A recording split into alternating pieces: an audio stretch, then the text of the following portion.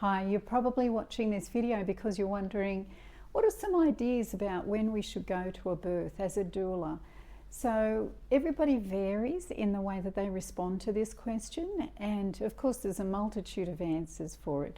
So let's go with all of the possibilities. So a standard answer would be, a very experienced midwife, especially let's say a home birth midwife or a midwife who works in a birth centre or on MGP, midwife group practice. So very experienced midwives who have seen a lot of things, been around a long time, and they understand the typical behaviours, the instinctive behaviours of women.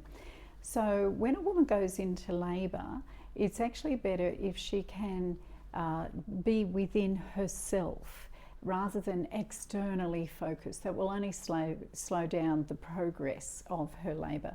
She needs to be thinking about herself and what she's doing, her instinctive responses and her intuitive feelings. So the best way to do that is keep everybody else away. Otherwise they're talking to her, they're distracting her, they're giving her lots of ideas. And it's better if the doula is at home. Now, doulas need to move into self-care. What is a quick checklist for doulas to be aware of? You need to be well rested.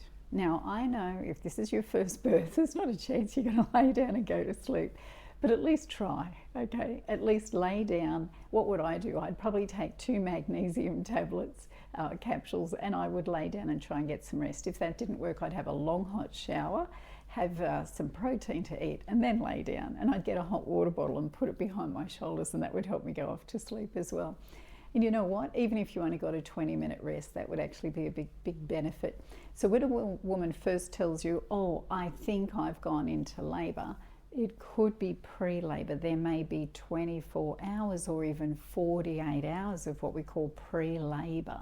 She's not in proper labour yet. How do you know when somebody has actually gone into true labour? Midwives say you calculate that when the woman's contractions are at least a minute in length. So a minute and 5 seconds, maybe a minute and 10 seconds, but it's got to be more than a minute. And then they also need to be regular. Now, by regular, it doesn't mean that over the last 10 minutes they were regular. It needs to be an hour or 2 at least that they've been regularly 2 to 3 minutes apart. Now, I'm only talking here about women having their first babies. When they're having second and subsequent babies, things can actually vary quite a bit. So let's just stick with women having their first babies, and you want to wait until the contractions are about a minute in length and 2 to 3 minutes apart before heading into the hospital. And so when she goes into the hospital, and the person who should be with her is her intimate partner. That's the person who knows her extremely well. She's used to them being around her 24 hours a day. Physically they're used to being together, and I would expect that she's very comfortable with her intimate partner. So that's the person who should be resting as much as possible and kind of loosely keeping an eye on her when she's on the toilet or in the shower or having a bath. Or that person should be the one that's getting food organised, little snacks, little protein snacks, things like that.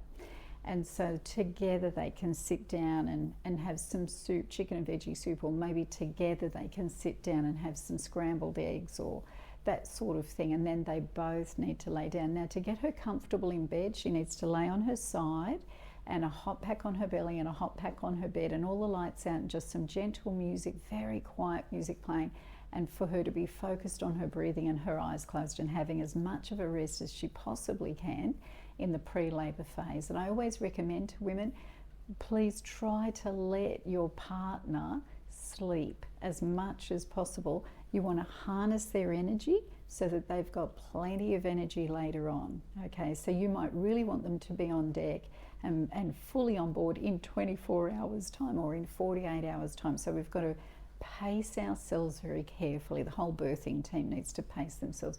Now, okay, we've all made the mistake of being super excited. The woman's gone, oh, I think I'm pushing, and then we rush off, and then 48 hours later the baby's born. Okay, and you'll make that mistake every now and then, and you'll be tired, okay, and it'll take about a week to recover and 3 chiropractic treatments to recover.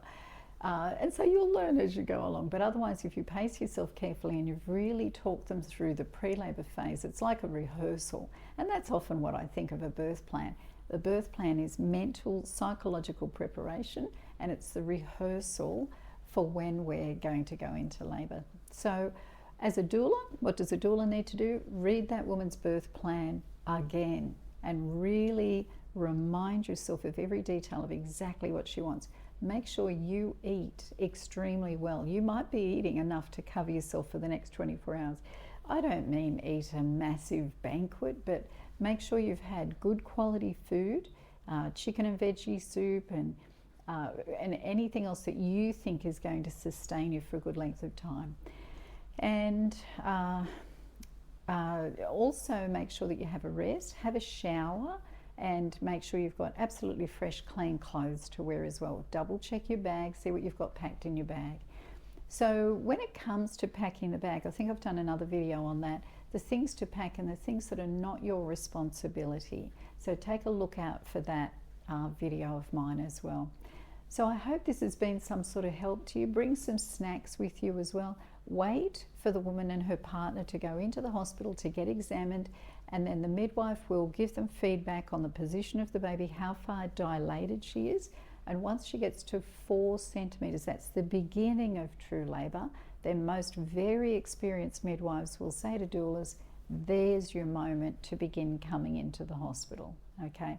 Anything before that, that woman should really have been able to look after herself in that time.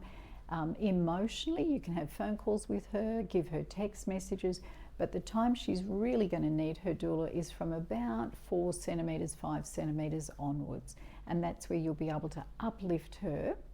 And that's where you'll be able to be the biggest help with a lot of ideas, and you'll be nice and fresh coming in there, and you'll be able to very quietly, very gently support her continuously, emotionally and physically.